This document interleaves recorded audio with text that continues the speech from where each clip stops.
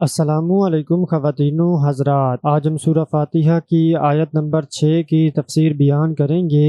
آپ لوگوں نے ویڈیو کو فل دیکھنا ہے اور چینل کو سبسکرائب کرنا ہے۔ اعوذ باللہ من الشیطان الرجیم، بسم اللہ الرحمن الرحیم۔ اہدنا الصراط المستقیم، دکھا ہمیں سیدھا راستہ۔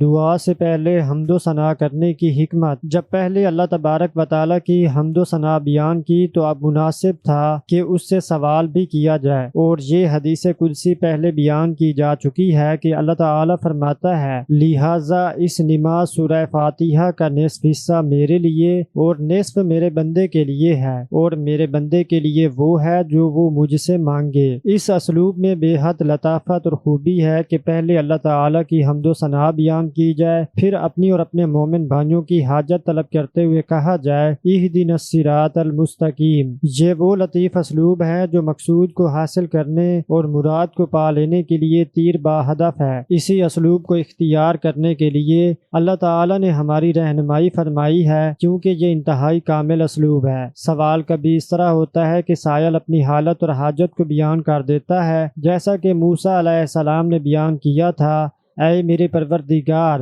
بے شک میں اس کا محتاج ہوں، تو مجھ پر جو بھی اپنی نعمت نازل فرمائے۔ اور کبھی سائل اپنی حاجت و ضرورت بیان کرنے سے پہلے اللہ تعالیٰ کی صفت بھی بیان کرتا ہے، جس طرح حضرت یونس علیہ السلام نے دعا کرتے ہوئے کہا، تیرے سوا کوئی معبود نہیں، تو پاک ہے اور بے شک میں ہی ظالموں میں سے ہوں۔ اور کبھی سوال کرنے کا انداز یہ ہوتا ہے کہ سائل مسائل کی صرف تعریف بیان کر دیتا ہے، جیسا کہ کسی شاعر نے کہا ہے، کیا میں اپنی حاجت کو ذکر کروں یا میرے لیے تیری مہربانی و بڑی بخشش ہی کافی ہے، کیونکہ بخشش ہی تیری صفت ہے۔ جب بندہ کسی دن تیری تعریف کرے تو اس کو سوال کے درپے ہونے کے بجائے تیری تعریف بیان کر دینا ہی کافی ہے۔ ہدایت کے معنی۔ یہاں ہدایت کے معنی ارشاد و توفیق کے ہیں، لہٰذا ہدایت کبھی تو بانفسہ معتدی ہوتا ہے، جیسا کہ اس آیت اہدنا الصراط المستقیم میں ہے، تو اس کے معنی یہ ہوں گے کہ ہم کو سیدھا رستہ القاء کر دے، سیدھے رستے کی توفیق دے دے، ہمیں سیدھے رستے سے نواز دے یا سیدھا رستہ عطا فرما دے۔ اسی طرح آیت کریمہ کے معنی یہ ہیں کہ ہم نے اس کے لیے خیر اور شر کو بیان کر دیا ہے، اور کبھی ہدایت کو الہ کے ساتھ معتدی کر کے استعمال کیا جاتا ہے۔ مثلا اللہ تعالیٰ نے اسے ابراہیم علیہ السلام کو چن لیا اور صراط مستقیم کی طرف رہنمائی کی، پھر انہیں دوزخ کی راہ دکھا دو۔ ان آیات میں ہدایت کا لفظ ارشاد و دلالت اور رہنمائی کے معنی میں ہے۔ اسی طرح اللہ تعالیٰ کا یہ فرمان ہے، اور بلا شبہ آپ سیدھے راستے ہی کی طرف رہنمائی کرتے ہیں، اور کبھی ہدایت کا لفظ لام کے ساتھ معتدی ہو کر بھی استعمال ہوتا ہے، جیسا کہ اہل جنت کہیں گے، یعنی سب تعریف اس اللہ کے لیے ہے جس نے ہمیں اس کی توفیق عطا فرمائی اور ہمیں اس کا اہل بنا دیا۔ صراط مستقیم کے معنی۔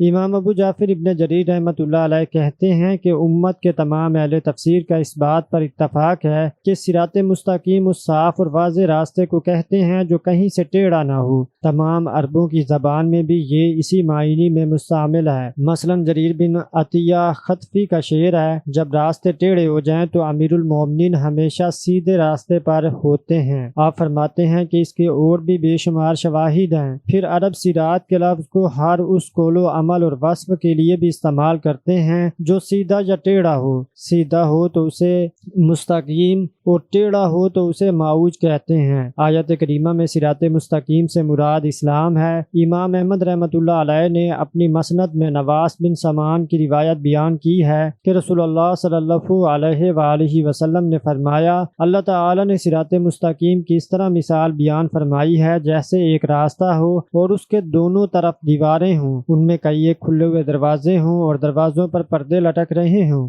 راستے کے دروازے پر ایک پکارنے والا مقرر ہو جو یہ اعلان کر رہا ہو کہ اے لوگو، تم سب سیدھے راستے پر چلو اور دائیں بائیں مت جھانکو، اور ایک پکارنے والا راستے کے درمیان میں ہو، جب کوئی ان میں سے کسی دروازے کو کھولنا چاہے تو وہ کہہ دے، تجھ پر افسوس، اسے نہ کھولنا، اگر تو نے اسے کھول دیا تو اس میں داخل ہو جائے گا۔ چنانچہ اس مثال میں صراط رستے سے مراد اسلام ہے، دیواریں حدود الہی ہیں، کھلے ہوئے دروازوں سے مراد اللہ تعالیٰ کی حرام کردہ چیزیں ہیں، راستے کے دروازے پر پکارنے والا قرآن کریم ہے، اور سر راہ پکارنے والا اللہ تعالیٰ کا وہ خوف ہے جو ہر مسلمان کے دل میں ہوتا ہے۔ مومنوں کا ہدایت کی دعا کرنا۔ اگر سوال کیا جائے کہ مومن نماز میں بھی اور دیگر کئی اوقات میں بھی ہدایت کی دعا کیوں کرتا ہے جبکہ وہ تو ہدایت سے بہرہ ہے، کیا یہ تحصیل حاصل کے مترادف نہیں ہے؟ اس کا جواب یہ ہے کہ نہیں، یہ تحصیل حاصل نہیں ہے۔ اگر انسان کو دن رات ہدایت طلب کرنے کی ضرورت نہ ہوتی تو اللہ تعالیٰ اس کی رہنمائی نہ فرماتا۔ اللہ تعالیٰ نے یہ رہنمائی فرمائی ہی اس لیے ہے کہ انسان کو ہر لمحے اور ہر گھڑی اس کی ضرورت ہے کہ اللہ تعالیٰ اسے ہدایت پر ثابت قدم رکھے،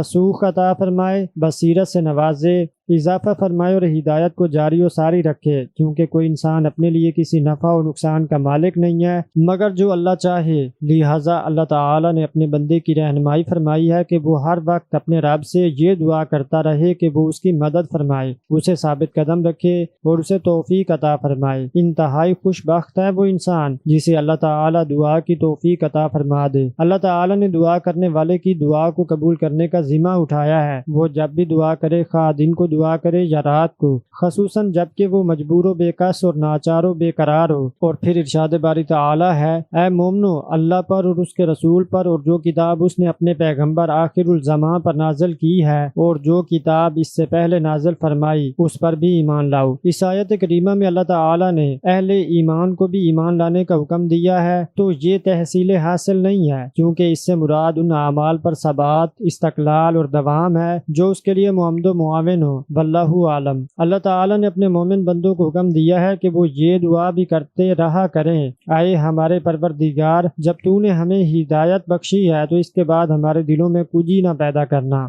اور ہمیں اپنے ہاتھ سے رحمت عطا فرما، بے شک تو ہی بڑا عطا فرمانے والا ہے۔ لہٰذا اہدنا الصراط المستقیم کے معنی یہ ہوئے کہ ہمیشہ ہمیں سیدھے راستے ہی پر چلنے کی توفیق عطا فرما اور سیدھے راستے کے بجائے ہمیں کسی اور راستے کی طرف نہ لے جا۔ تو آج کی ویڈیو میں اتنا ہی، ملتے ہیں جی اگلی ویڈیو میں۔ تو ویڈیو کو لائک، شیئر، کمنٹ اور چینل کو سبسکرائب کرنا مت بھولنا۔ تب تک کے لیے اللہ حافظ۔